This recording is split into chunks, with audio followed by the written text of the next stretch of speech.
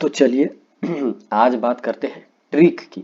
एक ऐसा ट्रिक जिससे लॉ बेस्ड सारे क्वेश्चंस आप देखते ही समझ जाएंगे कौन सा प्रोविजन है, हमें कैसे लिखना है, किस सीक्वेंस में लिखना है और कैसे आंसर देना है। टोटल चीज आप समझ जाएंगे। और हाँ, सबसे बड़ी चीज यहाँ पे जो क्वेश्चंस है, क्वेश्चन ही आपको बताता है कि आंसर आपको कैसे लिखना है और कौन कौन से प्रोविजन को एक्सप्लेन करना है।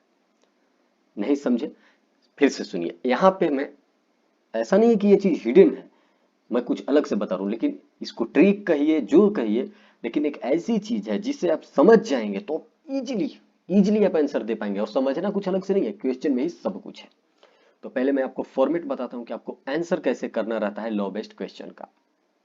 बेसिकली आप क्या कीजिए, सबसे पहले प्रोविजन लिखिए। जैसे एक लाइन में लिख दीजिए प्रोविजन, फर्स्ट लाइन सॉल्यूशन लिखते टाइम प्रोविजन। अब सोचिए कि प्रोविजन में आपको लिखना क्या है। प्रोविजन में आपको उस टॉपिक को पकड़ना है जो टॉपिक क्वेश्चन में दिया गया है। किसी टॉपिक को जो है ना, वो एक केस बना दिया गया होगा, तो उस टॉपिक को आपको पकड़ना है और प्रोविजन में लिखना है। इतना समझ गए? यानी कि कोई भी एक टर्म पकड़ लीजिए, जो भी सेंटेंस ऊपर क्वेश्चन है उससे कोई एक टर्म आपको बता देगा, क्वेश्चन ही बताएगा कि कौन सा टर्म आपको एक्सप्लेन करना है, और उस टर्म को जो है वो प्रोविजन में आप लिख दीजिए। बात रही फैक्ट और कंक्लूजन की, तो ये टोटली टोटली एकदम इजीएस्ट थिंग है लॉ बेस्ड वाले क्वेश्चंस में। क्यों? फैक्ट्स का मतलब समरी ऑफ क्वेश्चंस। ये पूरा क्वेश्चन पढ़ के आपको जो समझ में आया कि हाँ ऐसा ऐसा हुआ है इस केस में, उसको एक शॉर्ट लैंग्वेज में, एक शॉर्ट बिजनेस लैंग्वेज में छोटा करके आप लिख दीजिए, 2 से 3 से 4 लाइन में। ठीक है, ये 6-7 लाइन है, कोई जरूरी नहीं पूरा भी लिख सकते हैं, लेकिन मेरा मानना है कि समरी जो है वो फैक्ट में होनी चाहिए। समरी यानी कि एक्चुअल क्रक्स, ये क्वेश्चन में हुआ क्या है वो। और कंक्लूजन में यस या नो, जैसे इसमें पूछा है कि whether mister Harish would get compensation, क्या उन्हें मिलेगा, तो यस या नो। तो कंक्लूजन में तो एक वर्ड में दे दीजिए, ठीक है, यस और नो, या फिर सेंटेंस में। ठीक है, इतना ही रहता है, यानी कि एक सेंटेंस में आपको आंसर दे देना है। फैक्ट क्या है? क्वेश्चन का समरी। कंक्लूजन क्या है? यस या नो जो जवाब देना है। अब प्रोविजन मेन हमको जो आपको समझाना है वो है प्रोविजन। देखिए पूरा अच्छे से जानेंगे, अभी ये ट्रिक शुरू करते हैं। ठीक है, देखिए प्रोविजन। प्रोविजन में हमको क्या करना है, जब हम पहले प्रोविजन लिख रहे हैं तो उसमें फिगर आउट करेंगे क्या, कि लॉ से रिलेटेड कौन सी टॉपिक जो है उसमें बताई गई है। ऊपर जो क्वेश्चन है लॉ बेस्ड का, क्योंकि लॉ बेस्ड होता है तो उसमें केस बेस्ड होता है, केस उसमें गिवन रहता है, तो उस केस से फाइंड आउट करेंगे क्या, कि लॉ से रिलेटेड कौन सी टॉपिक है।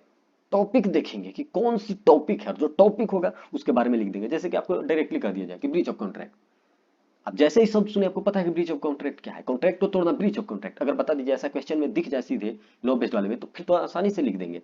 तो नहीं, इसी चीज को अलग तरीके से लिखा होगा, वो कहानी बना दिया होगा ब्रीच। ठीक है, तो पहले आपको क्या करना है, ये फिगर आउट करना है कि लॉ का टॉपिक क्या है। देखिए अभी मैं एक क्वेश्चन उठाऊंगा और उसमें आपको सब कुछ समझा दूंगा, उस क्वेश्चन से आप समझ जाएंगे कि ट्रिक कितना जबरदस्त है ये। तो सबसे पहले क्या करना है, टॉपिक जो है उसको चेक करना है कि जो ऊपर कहानी जो लिखी गई है क्वेश्चन में, उसमें कौन सा लॉ का टॉपिक है। ठीक है, ये चीज आइडेंटिफाई करना। अब ये होगा कैसे, तो देखिए क्वेश्चन है, क्या था क्वेश्चन, MTP2 का है लॉ का। Mister Harish was travelling to Shimla with his wife by bus of Himalaya travel private limited, and due to some technical default in the bus, the driver has to stop the bus in the midway in the cold night। इतना से आप क्या समझे कि mister Harish और उनकी पत्नी बस से जा रही हैं। यहां तक तो हमें कुछ समझ में नहीं आया कि हाँ भाई किस टॉपिक की बात कर रहा है लॉ से, यहां तक कुछ समझ में नहीं आया। तो जब तक समझ में नहीं आए आप आगे बढ़ते जाइए। ठीक है, अगला देखते हैं। कुछ डिफॉल्ट आ गया बस में, हाँ डिफॉल्ट आया और ड्राइवर को गाड़ी रोकना पड़ा, और इनको तो जाना था शिमला, तक तो ये शिमला जा नहीं पाएंगे। और रात एकदम था, कोल्ड नाइट था, एकदम ठंडी रात थी बीच की। अब यहां से आपको क्या समझ में आ रहा है, यहां से समझ में आ रहा है कि जो एक हरीश है और उनकी पत्नी वो जा रहे थे एक बस से, बस खराब हो गई, उनको मिड नाइट उतरना पड़ा बस से। और ड्राइवर बोला कि बगल में जो है वो 1 किलोमीटर की दूरी पर आपको एक शेल्टर मिल जाएगा, होटल, वहां पे जाकर आप लोग रह सकते हैं। ये बात वो बोला कि अभी गाड़ी खराब होगी तो वहां पे जाकर रहे। मतलब साफ है कि जब आप बस पे जाते हैं, जरा खुद सोचिए, तो ड्राइवर और आपके बीच में कॉन्ट्रैक्ट है, बिल्कुल आपने टिकट दिए, आपने पैसे दिए। ठीक है, तो उसका काम क्या है, आपने पैसे दिए तो आपको शिमला तक पहुंचाना। लेकिन उसने किया क्या, आपको पहुंचाया क्या वहां तक? नहीं, पहले ही गाड़ी बिगड़ गई, यानी कि कॉन्ट्रैक्ट ब्रीच हो गया। समझ में आया आपको? यानी कि इस केस में प्रोविजन जो एक्सप्लेन करना है वो ब्रीच ऑफ कॉन्ट्रैक्ट पहले एक्सप्लेन करना है। नहीं समझे? फिर से सुनिए, प्रोविजन में मैंने क्या लिखा है कि फिगर आउट कीजिए, कोशिश कीजिए कि लॉ टॉपिक, जो लॉ से रिलेटेड टॉपिक है, वो मुझे हर एक लाइन से देखूं कि किस लाइन से मुझे मिलता है। अगर नहीं मिल रहा है तो फॉरवर्ड जाते रहेंगे जब तक वो मिले या मिल जाए, मतलब मिलेगा ही मिलेगा। तो पहले लाइन से तो मैं नहीं मिला था कि वो लोग बस से जा रहे थे, ठीक है, नहीं मिला। दूसरे से मिला कि बस जो है खराब हो गई और उन लोग को उतर कर बहुत दूर जाना पड़ा, फिर एक होटल में ठहरने के लिए। तो ये क्या हो गया, बस के साथ या फिर ड्राइवर के साथ इनका कॉन्ट्रैक्ट था जाने के लिए। कॉन्ट्रैक्ट ही होता, बिना कॉन्ट्रैक्ट के थोड़े आप बस पे चढ़ जाए। टिकट लिए, कॉन्ट्रैक्ट है, आप बस से जा रहे हैं, कॉन्ट्रैक्ट है आपका, आप पैसे देंगे, वो आपको घर तक छोड़ेगा। तो पहले ही उतर गया, मतलब कॉन्ट्रैक्ट पूरा हुआ नहीं। कॉन्ट्रैक्ट क्या हो गया, ब्रीच ऑफ कॉन्ट्रैक्ट हो गया। अब जब ब्रीच ऑफ कॉन्ट्रैक्ट हो गया, आपको समझ में आ गया इतना ना कि ब्रीच ऑफ कॉन्ट्रैक्ट हो गया, तो लाइन जो है वो एक चीज एक्सप्लेन कर दिया ना कि यहाँ पे ब्रीच ऑफ कॉन्ट्रैक्ट हुआ है। आ रहा है समझ में? साफ एक्सप्लेन कर दिया कि दो लोग बस से एक जा रहे हैं, ठीक है, और बस वाले का रिस्पॉन्सिबिलिटी है उनको शिमला पहुंचाना, लेकिन शिमला से पहले बस खराब हो गया तो उनको बोला कि आप जाइए कहीं होटल में रह लीजिए। यानी कि साफ तौर पर उसने जो है वो अपना कॉन्ट्रैक्ट तोड़ दिया है। तोड़ ही दिया ना, तभी तो वो नहीं जाने दी, अब खुद नहीं ले गया, कॉन्ट्रैक्ट टूट गया। ठीक है, ब्रीच ऑफ कॉन्ट्रैक्ट तो समझ गया, तो हम एक्सप्लेन कर देंगे ब्रीच ऑफ कॉन्ट्रैक्ट। तो उसी चीज से, उस लाइन से क्या समझ में आया कि driver was carrying passengers and due to default, उनको एडवाइस किया, डिफॉल्ट हुआ तो एडवाइस किया कि आप बस से बाहर जाइए और एक जगह खोज लीजिए। यानी कि contract of passenger and driver hence ended, खत्म हो गया। उसने बोला कि अब मैं नहीं पहुंचा सकता, जाइए आप होटल में रहिए। कॉन्ट्रैक्ट तो खत्म हो गया। अब इतना पर से एक लाइन समझ में आएगा कि ब्रीच ऑफ कॉन्ट्रैक्ट हमको एक्सप्लेन करना है। तो अब क्या करेंगे, प्रोविजन में आप ब्रीच ऑफ कॉन्ट्रैक्ट को एक्सप्लेन करेंगे। कैसे, वो भी देखिए। सबसे पहले आपको क्या करना है, प्रोविजन लिखना है। प्रोविजन, तो प्रोविजन में आप क्या लिखेंगे, आप ये लिखेंगे कि कॉन्ट्रैक्ट हैज बीन ब्रोकन, इतना लिख दीजिए। आप कहेंगे कि आगे की बात, तो आगे की बात और भी जो है वो क्वेश्चन बताएगा। नियर होटल में रुकने के लिए कहा, लेकिन जब वो वाइफ को लेकर जा रहे थे, कौन, मिस्टर हरीश, रात का टाइम था, एकदम ठंडी थी, तो उनकी पत्नी जो है वो बीमार पड़ गई। अब बीमार पड़ गई तो क्या हुआ, उनको जाना पड़ा पैदल, कहाँ, होटल पे। ठंडी थी, होटल पे जाना ही था बगल में, अब बीमार पड़ गई बेचारी बीच में। यानी कि इस चीज को पढ़कर आपको क्या समझ में आया कि एक पार्टी जो है, कॉन्ट्रैक्ट तो टूटा ही टूटा, बस से तब लोग जाएंगे ही नहीं, सामने वाला पार्टी को लॉस भी हो गया। तब लॉस को भी एक्सप्लेन करना पड़ेगा ना आपको कि breach of contract between two party, इस चीज को एक्सप्लेन कीजिए कि when the contract is not fulfilled then it is called breach of contract. When the party of a contract party of contract do not fulfill their responsibility or promise, तो this is called promise of breach of contract। मतलब breach of contract को explain किया, फिर किए कि due to breach any partner if any party any party suffer losses। क्यों हम इस चीज को लिखेंगे कि any party suffer losses, क्योंकि यहाँ पे साफ लिखा हुआ है कि उसकी पत्नी जो है वो सफर की, किस चीज से, बीमार पड़ गई बेचारी। तो अब इसको प्रोविजन में कैसे लाएंगे आप, यानी कि सामने एक पार्टी को जो है ना वो लॉस भी हुआ है, फेल हुई, बीमार पड़ गई, इल, यानी कि एक दूसरा टॉपिक ये आ गया। पहला तो आ गया कि दोनों के बीच में कॉन्ट्रैक्ट टूट गया, क्यों, क्योंकि उसको दिया कि बस से नहीं ले जाएंगे, आप होटल में ठहर जाइए जाइए। दूसरा हुआ कि वो लोग उस ब्रिज के कारण बीमार पड़ गई उसकी बीवी, क्यों, क्योंकि वो जा रही थी बेचारी होटल तक, रात का ठंड था, उसको बीमार पड़ गई वो। तो मिस्टर हरीश जो है केस कर देते हैं। तो इस चीज को भी एक्सप्लेन कीजिए। तीन टॉपिक मिला, देखिए ध्यान दीजिए आप, तीन चीजों, तीन प्रोविजन एक्सप्लेन कर दिया क्वेश्चन ही। पहला क्या कि उसने गलती की, ठीक है, ब्रीच ऑफ कॉन्ट्रैक्ट किया, टेक्निकल डिफॉल्ट आया और उसने कह दिया कि मैं बस से नहीं ले जाऊंगा, मैं उतार रहा हूं, आप लोग जाइए होटल में रहिए। पहला ये होगा कि उसने ब्रीच ऑफ कॉन्ट्रैक्ट किया। दूसरा था कि उसकी बीवी जो है वो बीमार पड़ गई, ये हो गया दूसरा। यानी कि वन पार्टी सफर लॉसेस, वो भी तो कॉन्ट्रैक्ट में थी, वो भी तो जा रही थी, ठीक। तीसरा, mister Harish filed the suit against Himalaya private, यानी कि बस वाले के खिलाफ वो केस कर दिया। तीसरा क्या है, तीसरा में एक्सप्लेन करेंगे कि party who suffer the loss may claim damages. आप कहेंगे कि ये चीज कहां से तुम लिख दिया, तो वहीं से सब कुछ क्वेश्चन से मैं बोल रहा हूं, प्रोविजन में और कुछ लिखना नहीं होता है। सबसे बड़ी चीज जो है लॉ बेस्ड में वो प्रोविजन है। प्रोविजन सही सही लिख दिया आपका पूरा नंबर मिल जाएगा। मैं जानता हूँ अभी समझाने में मैं 20 मिनट लूंगा, लेकिन एक बार मैं समझा दूंगा आपको तो आप 4 मिनट में पूरा आंसर लिख देंगे, और लॉन्ग आंसर लिखेंगे, शॉर्ट नहीं। पहला जब हम पढ़े लाइन तो मुझे पता चला कि जा रहा है बस से, तो उससे हमको कोई पता ही नहीं चला कि कौन सा टॉपिक है किस चैप्टर का। लेकिन अगला जैसे ही लाइन पढ़े कि बस से तो जा रहे थे वो लोग, अब बस से उनको उतरना पड़ा, यानी कि बस वाला खराब हो गया बस, तो उसने उतार दिया। मतलब उनको शिमला जाना था, क्या वो शिमला पहुंचे? नहीं। तो कॉन्ट्रैक्ट कहाँ का होगा? शिमला का। एक बस वाला जहां तक आपको पहुंचाना चाहता है वहां तक वो पहुंचाएगा ही ना। तो नहीं पहुंचाया था, यानी कि ब्रीच ऑफ कॉन्ट्रैक्ट हुआ। तो ब्रीच ऑफ कॉन्ट्रैक्ट हुआ पहला टर्म, तो उसको एक्सप्लेन कीजिए कि जब दो पार्टी साइन करते हैं कॉन्ट्रैक्ट और कॉन्ट्रैक्ट को फुलफिल एक पार्टी नहीं करता है और परफॉर्मेंस नहीं दे पाता है तो उसे कहते हैं ब्रीच ऑफ कॉन्ट्रैक्ट। ठीक है, टूट जाता है, ब्रीच मतलब टूट जाना। तो ये हो गया पहला। दूसरा में हम देखें कि जब वो जा रहे थे होटल तो उनको हो गया प्रॉब्लम, यानी कि लॉस सफर की। तो ये भी लिखेंगे कि when the party who suffer the losses due to breaching of contract, ठीक है, can claim damages from other party who had breached the contract. जिसने कॉन्ट्रैक्ट को तोड़ा है उसे वो क्लेम कर लेगा। कहेंगे कि ये कहां से लिख दिया? तो वो भी तो लिखा है यहाँ पे ना कि उसने केस किया डैमेजेस के लिए। और कैसे कैसे डैमेजेस के लिए? पर्सनल इनकन्वीनियंस, होटल चार्जेस और मेडिकल चार्जेस। 3 चार्जेस के लिए वो क्लेम किया। 3 टॉपिक समझ में आ गया आपको? इससे ज्यादा आपको कुछ नहीं लिखना है, इतना लिख देंगे ना आप फुल मार्क्स। कि मिस्टर हरीश जो थे वो ट्रेवल कर रहे थे। पहली चीज हमको समझ में क्या आया कि कॉन्ट्रैक्ट टूट गया। क्यों? क्योंकि वो लोग बस से अब जा नहीं रहे थे, बस खराब हो गया था। तो पहला ब्रीच ऑफ कॉन्ट्रैक्ट, उसको एक्सप्लेन कर दिए क्या है। दूसरा में देखें कि उनकी बीवी को लॉस हो गया, तो ये भी लिख देंगे कि जब ब्रीच ऑफ कॉन्ट्रैक्ट हो और अगर सामने वाली पार्टी को लॉस हो तो वो लॉसेज क्लेम भी कर सकता है। ठीक है, अब 3 प्रकार के लॉसेज क्लेम किए, personal inconvenience, hotel charges, medical treatment. अब यहाँ पे हम देखते हैं कि जब भी ब्रीच ऑफ कॉन्ट्रैक्ट होता है तो जो नॉर्मली चार्जेज जो आप क्लेम कर सकते हैं वो उसी चार्जेज को आप क्लेम कर सकते हैं, या भी पड़े होंगे जो कॉन्ट्रैक्ट की वजह से हुआ है, जो कॉन्ट्रैक्ट करते टाइम था। मतलब हो सकता था, जैसे कि मान लीजिए बस से जा रहे थे, अगर चले जाते बस से तो क्या होता? होटल में नहीं इनको रुकना पड़ता, पहला बात। दूसरी बात, इनको पर्सनली कुछ प्रॉब्लम नहीं होता।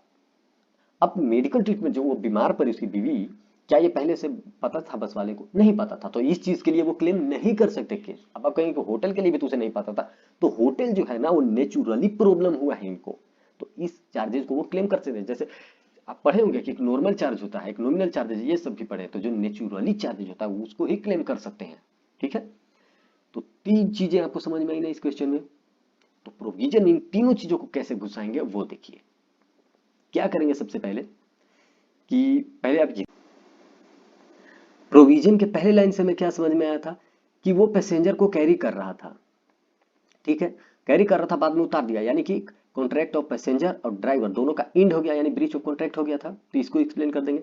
दूसरा हमें लाइन क्या समझ में आया कि हरीश और वाइफ को जो है वो ठंड में चलना पड़ा, जिसके कारण उसकी बीवी बीमार हो गई, यानी कि वो लोग लॉस सफर किए और वो लोग क्लेम किए चार्जेस के लिए। तो वो लोग लॉस भी सफर किए, ये चीज को भी हम एक्सप्लेन करेंगे, और डैमेजेस को भी वो लोग क्लेम करे हैं, ये चीज को भी हम एक्सप्लेन करेंगे। किस चीज में? प्रोविजन में। प्रोविजन में हम नाम वाम नहीं लिखेंगे, सीधे बात लिखेंगे कि एक्चुअली में इसमें हुआ क्या है।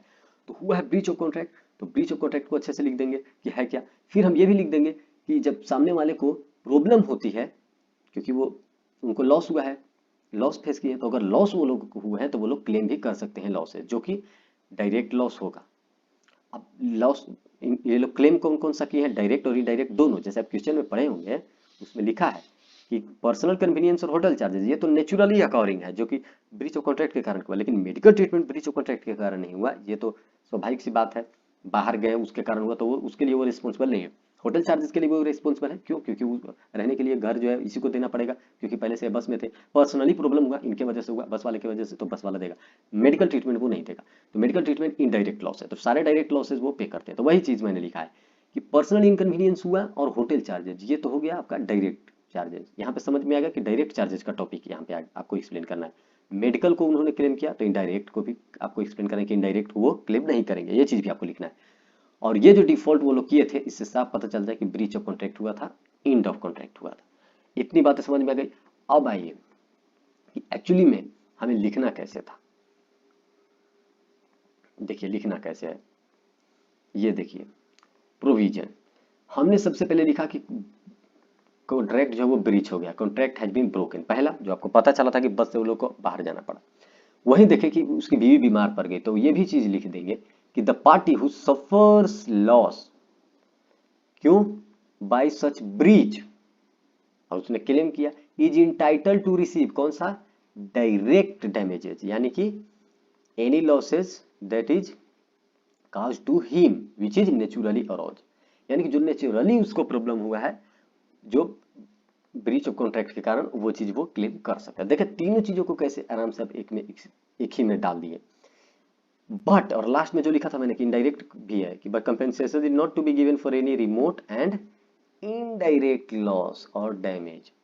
तो प्रोविजन में आपको क्या लिखना है, प्रोविजन जो है, प्रोविजन में आपको सिंपली यही लिखना है कि जो जो टॉपिक लॉ का है, जो क्वेश्चन में गिवन है, हिडन है, उस चीज को हमको बाहर निकाल के लिख देना है सिर्फ। जैसे उसमें हमने देखा पहले कि कॉन्ट्रैक्ट टूट गया दोनों के बीच में, जाना था बस से नहीं जा पा रहा, तो हमने एक्सप्लेन कर दिया कि यहाँ पे ब्रीच ऑफ कॉन्ट्रैक्ट हुआ, तो क्या लिखेंगे कि अकॉर्डिंग टू द, अगर ये सेक्शन नहीं भी लिखेंगे तो कोई दिक्कत नहीं, according to the Indian, according to provision of Indian contract act 1872 when a contract is broken it is called breach of contract, ऐसे लिख दीजिए, ठीक है। क्वेश्चन में वैसे नहीं लिखा लेकिन यहाँ पे आंसर में, लेकिन आप डायरेक्टली लिख सकते हैं it is called breach of contract. आगे फिर लिखेंगे कि द पार्टी हु सफर्स, ये अब हम सफर्स लॉस की बात क्यों कर रहे हैं, क्योंकि वहां पे लिखा हुआ है कि उसकी बीवी को प्रॉब्लम हुआ है, तो यानी कि एक पार्टी को प्रॉब्लम हुआ है। तो इफ अ पर्सन सफर्स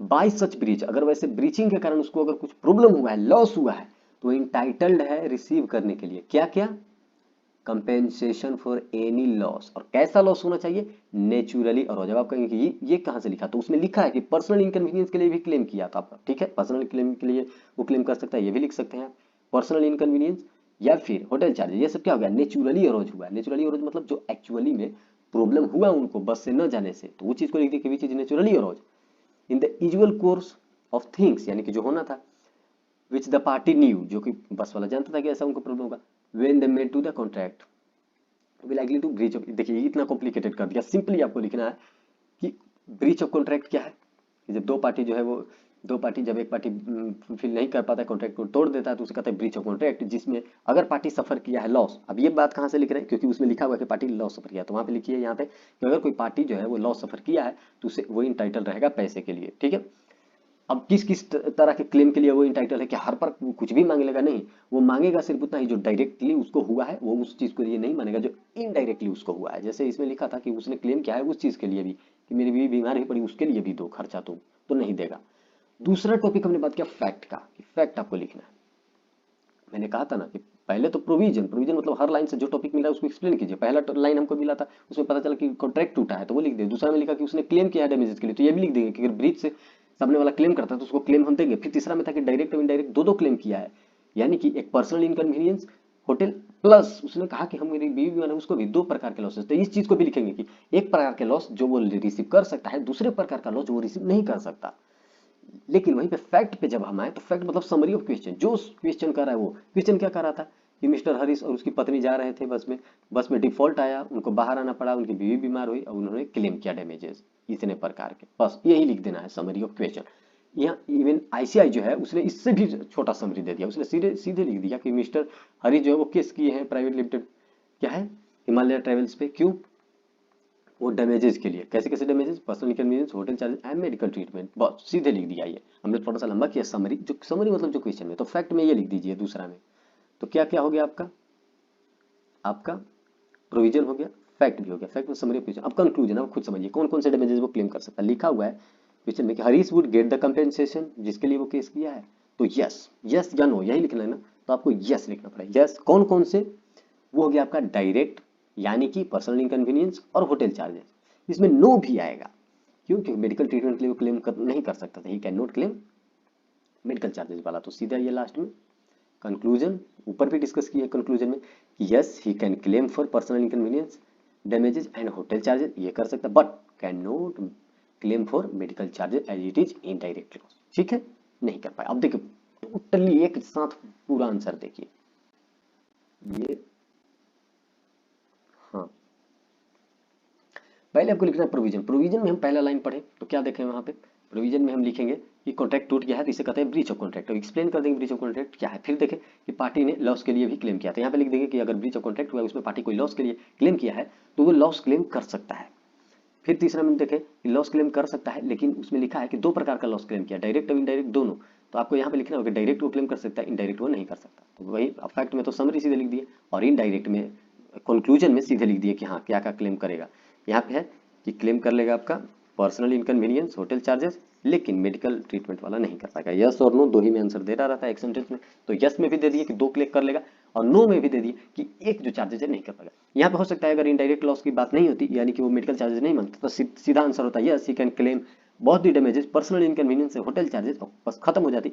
या फिर अगर उसने सिर्फ मेडिकल ट्रीटमेंट का मांगा होता तो हमने लिख देते वहां पे कि नहीं ये रिमोट या फिर इनडायरेक्ट लॉस है तो इसको वो क्लेम नहीं कर सकता और नो देकर खत्म कर देते। समझ में आया? एक बार फिर सुनिए, आप जब क्वेश्चन पढ़ते हैं तो जैसे जैसे क्वेश्चन में जा रहे हैं और जो जो बातें क्वेश्चन कर रहा है उसको प्रोविजन में आप लिखते जाइए, इसमें लिखते जाइए, इसमें लिखते जाइए। जैसे पहला जैसे ही हम पढ़े कि वो अपनी बीवी के साथ बस में जा रहा है कोई आदमी, इससे कुछ समझ में नहीं आएगी ये कौन सा कॉन्ट्रैक्ट है भाई, ये है क्या चीज, कॉन्ट्रैक्ट ही मारो गोली, ये है क्या, कुछ नहीं कह रहा है। फिर पता चला कि बाद में कि बस में प्रॉब्लम आ गया और ड्राइवर बोले कि अब मेरे बस से उतरिए और जाइए, अब आप शेल्टर में रहिए, यानी कि जो उसके साथ हमने कॉन्ट्रैक्ट किया था वो टूट चुका है। कॉन्ट्रैक्ट ही होता है भाई, बस से जा रहे हो ऐसे थोड़े फ्री में जा रहे हो, तो कॉन्ट्रैक्ट टूटा, यानी कि पहले हमें ब्रीच ऑफ कॉन्ट्रैक्ट के बारे में पता चला, ठीक है, BC ब्रीच ऑफ कॉन्ट्रैक्ट पता चला, पहला टॉपिक। चलिए दूसरा टॉपिक हमने क्या देखा कि जैसे ही वो लोग जा रहे थे ब्रीच ऑफ कॉन्ट्रैक्ट करके, तो उनको जो है बीच में उनकी बीवी जो थी वो बीमार पड़ गई। बीमार कैसे पड़ गई? क्योंकि उनको वो बीमार पड़ गई ठंड के कारण, ठंड था बहुत बाहर, बस से उतरी तो बीमार पड़ गई, यानी कि जैसे वो बीमार पड़ी तो दूसरा टॉपिक आ गया कि वो लॉस को सफर किया एक पार्टी ने, बीवी बेचारे वो भी टिकट ली होगी, ठीक है, तो लॉस सफर की, LS, ठीक है, लॉस सफर की। आगे तीसरा पॉइंट में क्या है कि वो क्लेम किए डैमेजेस के लिए, क्लेम किए। अब डैमेजेस के लिए क्लेम तो किए हैं लेकिन यहाँ पे 2 टाइप के किए हैं, क्या? एक डायरेक्ट डैमेजेस और एक इनडायरेक्ट डैमेजेस। यहीं पे है, सब कुछ समझ में आ रहा है कि होटल चार्जेस और इनकन्वीनियंस के लिए जैसे ही वो किया तो ये तो डायरेक्ट है, सच में इनको ये चीज हुआ है। मेडिकल ट्रीटमेंट ये तो भाई पता नहीं था ना कि वो बीमार भी पड़ जाएगी, ये तो बाद की बात है, ये तो इसकी जिम्मा तो लेगा नहीं ड्राइवर, वो ड्राइवर किस चीज का जिम्मा लेगा? वो ले जाने और ले आने का जिम्मा लेगा, तो ले जाने के लिए वो आपको होटल सजेस्ट किया तो होटल के चार्जेस वो दे देगा अपना, आपको पर्सनली प्रॉब्लम हुआ आने जाने का वो भी वो अपना दे देगा, लेकिन मेडिकल ट्रीटमेंट नहीं देगा। वो बोलेगा कि ऐसा थोड़े मेडिकल ट्रीटमेंट थोड़े देंगे, अब आपको कुछ वो हो भी जाए उस चीज का थोड़े हम देंगे, हमको वही देंगे जो एक्चुअली में आपके पास हुआ है कॉन्ट्रैक्ट टूटने से मेरे साथ, तो वो दे दिया। तो टॉपिक आ गया, क्या आया? पहला ब्रीच ऑफ कॉन्ट्रैक्ट, तो ब्रीच ऑफ कॉन्ट्रैक्ट हम एक्सप्लेन कर देंगे प्रोविजन में। फिर लॉस सफर एक्सप्लेन कर देंगे कि अगर पार्टी को लॉस हुआ वो क्लेम कर लेगा डैमेजेस, डायरेक्ट डैमेजेस वो क्लेम कर लेगा और इनडायरेक्ट डैमेजेस वो क्लेम नहीं कर पाएगा। बस अब जैसे इफेक्ट में है तो हम लिख देंगे सीधे कि वो एक बीवी के साथ जो है वो जा रहा था, बस में गया, फिर उसको प्रॉब्लम हुआ, फिर उतरा, फिर उसकी बीवी जो है बीमार पड़ी, फिर वो डैमेजेस के लिए क्लेम किया और कहानी खत्म, ठीक है। तो फैक्ट में इतना ही, क्वेश्चन में हुआ क्या। अब कंक्लूजन में यस या नो यही हमें देना रहता है, तो करेगा कि नहीं करेगा। तो पहले तो क्या है कि वो करेगा, कौन कौन सा? डायरेक्ट डैमेजेस करेगा। फिर लिख देंगे कि नहीं करेगा, कौन सा? इनडायरेक्ट डैमेजेस नहीं करेगा। ये पहला क्वेश्चन आप समझिए। अब दूसरा क्वेश्चन भी मैं आपको कह रहा हूं, वो भी सुनिए, शायद आप समझ जाए। जैसे दूसरा क्वेश्चन ये देखिए कि एक सेक्शन 8 कंपनी है, कंपनी रजिस्टर्ड अंडर सेक्शन 8। अब जैसे ही सेक्शन 8 देखा मैं समझ में आ गया कि एनपीओ कंपनी की बात कर रहा है। तो पहला आपका प्रोविजन में क्या होना चाहिए? एनपीओ, कि आप एनपीओ को डिफाइन कर दीजिए, यही ना। पहले आप ओहो ये क्या हो रहा है, एनपीओ को आपको एक्सप्लेन करना है। आपको सेक्शन 8 जैसे ही देखे एनपीओ, सेक्शन 8 कंपनी किसे कहते हैं? एनपीओ को। तो आपको पता है एनपीओ कौन सी कंपनी होती है, तो प्रोविजन में लिखिए कि as per the section 8 of the company act 2013 a company registered under section 8 is non profit organisation. और ये कोई जो है वो इसका ऑब्जेक्टिव जो होता है वो चीज सब लिख दीजिए। ये कंपनी है क्या? एनपीओ वही होता है जो प्रॉफिट नहीं डिस्ट्रीब्यूट करता है, और इसका जो पर्पस है वो प्रमोशन या फिर आगे बढ़ाने के लिए, सोसाइटी, एजुकेशनल, ये सब के लिए किया जाता है। हो गया, पहला आपको सेक्शन मिल गया ना। इसमें पिछले क्वेश्चन में नहीं मिला था कि वो लोग बस से जा रहे हैं तो कुछ पता ही नहीं चला, लेकिन इसमें लिख दिया कि कंपनी है जो सेक्शन 8 में रजिस्टर्ड है, यानी कि एनपीओ की बात करा तो एनपीओ को आप डिफाइन कर दीजिए। दूसरा लिखा है कि बहुत प्रॉफिट अर्न हुआ। हाँ प्रॉफिट अर्न होता है, इससे कुछ दिक्कत नहीं है। आगे देखते हैं अगला टॉपिक क्या होता है। और क्यों अर्न हुआ? क्योंकि फेवरेबल कंडीशन थी गवर्नमेंट की, तो बहुत प्रॉफिट हो गया। हो सकता है गवर्नमेंट उसको बहुत पैसा दिया होगा। लेकिन फिर क्या हुआ, अब यहाँ से भी कुछ टॉपिक समझ में नहीं आ रहा है कि ये कौन सा। एक तो टॉपिक समझ में आ गया कि कंपनी रजिस्टर्ड अंडर सेक्शन 8, उससे कहते हैं एनपीओ, तो एनपीओ को हम डिफाइन कर दिए पहला नंबर पे। फिर देख रहे हैं कि उसको बहुत प्रॉफिट हुआ, किस वजह से, क्योंकि सरकार ने मदद की। ये तो जरूरत की चीज है नहीं, ठीक है मदद किया सरकार। बाकी देखते हैं कुछ मेंबर्स क्या कहते हैं, वो चाहते हैं कि डिविडेंड डिस्ट्रीब्यूट कर ले। दूसरा टॉपिक आ गया, दूसरा टॉपिक आ गया कि डिविडेंड डिस्ट्रीब्यूशन आ गया ना, कि डिविडेंड डिस्ट्रीब्यूट करना चाहते हो तो आपको एक भी लिखना है कि एनपीओ में डिविडेंड डिस्ट्रीब्यूट नहीं होता मेंबर्स को। एनपीओ है, नॉट प्रॉफिट ऑर्गेनाइजेशन, में प्रॉफिट होता ही नहीं, प्रॉफिट बढ़ता ही नहीं किसी को। ठीक है, तो इसमें तो दो ही टॉपिक है। सीधे फिर पूछ दिया कि आप बताइए कि उसको, उन लोगों को कितना पैसा मिलना चाहिए। तो दो ही इसमें जो है ना वो प्रोविजन के टॉपिक डाला था, तो दो प्रोविजन के टॉपिक को आपको एक्सप्लेन करेंगे। पहला टॉपिक आप प्रोविजन में लिखेंगे कि section 8 company, section 8 company is a company that is established to promote culture, promote art, promote religion, promote education and has no profit aim. हो गया, सेक्शन 8 कंपनी एक्सप्लेन कर दिया। दूसरा लाइन से हमें समझ में आया कि यहाँ पे मेंबर जो है वो डिविडेंड डिस्ट्रीब्यूट करना चाहते हैं, तो फिर हमें समझ में आया कि एनपीओ में डिविडेंड डिस्ट्रीब्यूट नहीं होता, तो यहाँ पे भी लिख देंगे कि NPO dividend distribution is prohibited. बस बात खत्म। तो ये पूछ रहा है कि एडवाइस कीजिए आप them about the maximum amount that can be declared by company. नहीं, एक भी जीरो अमाउंट, तो यस या नो ये अमाउंट लिखना है, लिखना है no, no members can claim any amount. Yes या नो में आंसर लिखना, तो कंक्लूजन में यस और नो। प्रोविजन में तो आपको लिखना होगा कि एनपीओ कहते हैं किसको है, दूसरा कि वहां पे मेंबर्स को डिविडेंड नहीं मिलेगा, क्योंकि दो ही टॉपिक इस क्वेश्चन से पढ़ के समझ में आया। तीसरा आपको ये चीज लिखना है, जो कंक्लूजन में आप लिखेंगे कि नहीं वो उनको जो है कोई भी डिस्ट्रीब्यूट नहीं किया जाएगा पैसा। और फैक्ट में पूरा लिख दीजिए, कंपनी है एनपीओ का, उसके मेंबर जो है उसका डिविडेंड डिस्ट्रीब्यूट करना चाहते हैं, यही लिख दीजिए। हो गया कहानी। जैसे कि देखिए इसका आंसर्स भी देख लेते हैं। देखिए सेक्शन 8 कंपनी को इसने डिफाइन किया कि सेक्शन 8 कंपनी क्या है। वो फॉर्म तो होती है, लेकिन किस चीज के लिए, चैरिटेबल ऑब्जेक्ट के लिए, कॉमर्स के लिए। ये मैंने बात कहा कि पहला लाइन से यही समझ में आया था कि हमें एनपीओ है, तो एनपीओ को एक्सप्लेन कर दिया। दूसरा से पता चला वो डिविडेंड शेयर करना चाहती है, तो हमने यहाँ पे दूसरा बात भी लिखी, नहीं नहीं, कंपनी का जो काम है वो, इसका ऑब्जेक्टिव वो प्रोहिबिट करता है from the payment of dividend, कि डिविडेंड को पे नहीं करना। आप कहेंगे कि ये बात क्यों लिखा, क्योंकि वहां पे साफ लिखा कि डिविडेंड को वो पे करना चाहते हैं, यानी कि डिविडेंड को भी कंसेप्ट को वो एक्सप्लेन करवाना चाहते हैं हमसे। क्वेश्चन में मैं क्या बोला था कि प्रोविजन जब आप लिख रहे होंगे ना, तो आप हर क्वेश्चन में जो हर लाइन है वो एक ना एक प्रोविजन को बता रहा होगा। जैसे कि पहले हम जैसे ही पढ़े तो उसमें बता दिया कि कंपनी रजिस्टर्ड है सेक्शन 8 में, तो हम समझ गए कि एनपीओ, तो एनपीओ को लिख के बारे में लिख दिए। फिर नीचे लिखा कि उसके मेंबर्स जो है ना वो डिस्ट्रीब्यूट, वो प्रॉफिट ऑन की और प्रॉफिट को डिस्ट्रीब्यूट करना चाहते हैं। तो ये टॉपिक भी हम जानते हैं एनपीओ में कि नहीं वहां पे प्रॉफिट डिस्ट्रीब्यूट नहीं होता, तो वहां पे प्रॉफिट डिस्ट्रीब्यूशन वाला सिस्टम डाल दिया कि नहीं वहां पे कोई भी प्रॉफिट डिस्ट्रीब्यूट नहीं होता, कोई भी डिविडेंड डिस्ट्रीब्यूट नहीं होता। बात खत्म, इतने में ही। अब देखिए इस क्वेश्चन में जो है ना फैक्ट नहीं लिखा, आप लिख सकते थे फैक्ट में कि सेक्शन 8 एक कंपनी है जो फॉर्म हुआ, उसके पास बहुत प्रॉफिट हुआ तो उसके मेंबर्स बांटना चाहते थे, बस इतना ही लिखना फैक्ट में। फिर सीधे conclusion, hence a company that is registered under section 8 is prohibited, prohibited है from the payment of any dividend. जैसे दूसरा टॉपिक यहाँ पे भी है और उसी बात को यहाँ पे भी लिख दिया, कुछ अलग नहीं है। अब कंक्लूजन में क्या लिखना है, it can not, can not में आ गया ना डिक्लेयर एनी डिविडेंड, और जो मेंबर कह रहे हैं वो गलत कह रहे हैं। कैन नॉट पे आ गया नो, यस या नो, तो no, it can not distribute dividend, खत्म हो गया। दो क्वेश्चन आपने देखे। पहला क्वेश्चन में आपको पता चला था कि तीन तीन बात था, एक बात था कि ब्रीच ऑफ कॉन्ट्रैक्ट हुआ था, दूसरा हुआ था कि लॉस सफर हुआ था, तीसरा हुआ था कि वो लोग क्लेम किए थे। लेकिन इसमें क्या था कि कंपनी है एनपीओ, पहला, दूसरा बात कि उसके डिविडेंड वो लोग डिस्ट्रीब्यूट करना चाहते हैं। ठीक है, अब आप कहोगे कि नहीं नहीं वो तो प्रॉफिट भी अर्न किया था, तो वही प्रॉफिट वाला ही तो बात हो रहा है यहाँ पे कि प्रॉफिट डिस्ट्रीब्यूट किया है, तो वही तो कि अगर प्रॉफिट अर्न हुआ जैसे कि यहाँ पे लिखा हुआ है तो उस प्रॉफिट को डिस्ट्रीब्यूट नहीं करेंगे डिविडेंड की तरह वो लोग।